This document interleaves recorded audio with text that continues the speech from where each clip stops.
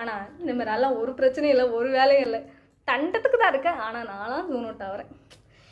என்ன பண்ணுறது? எந்தெந்த நேரத்தில் ஜோன் அவுட் ஆகணுமோ அந்தந்த நேரத்தில் ஜோன் ஆக மாட்டேறேன். எதெல்லாம் ஆகக்கூடாதோ அப்போ தான் ஜோன் அவுட் ஆகிறேன். இதில் ரொம்ப முக்கியமான விஷயம், யாரெல்லாம் வண்டி ஓட்டுமோ ஜோன் அவுட் ஆகிறீங்கன்னு சொல்லுங்கள். ஏன் அப்படின்னா, முக்கியமான விஷயமே வண்டி ஓட்டும் போதும் ஜோன் அவுட் ஆகக்கூடாது. ஆனால் நான் அப்போ தான் ஜோன் அவுட் ஆகிறேன். என்னடி சொல்ற? நீ என்ன சொல்ற? என்னடி சொல்ற?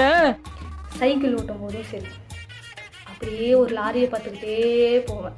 விட்டேன்னு வச்சுக்கோங்க, ஓ கோவிந்தா தான்.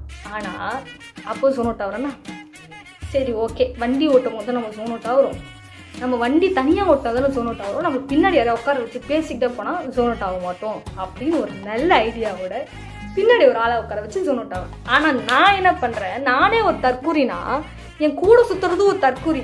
ஏன்னா அதுவும்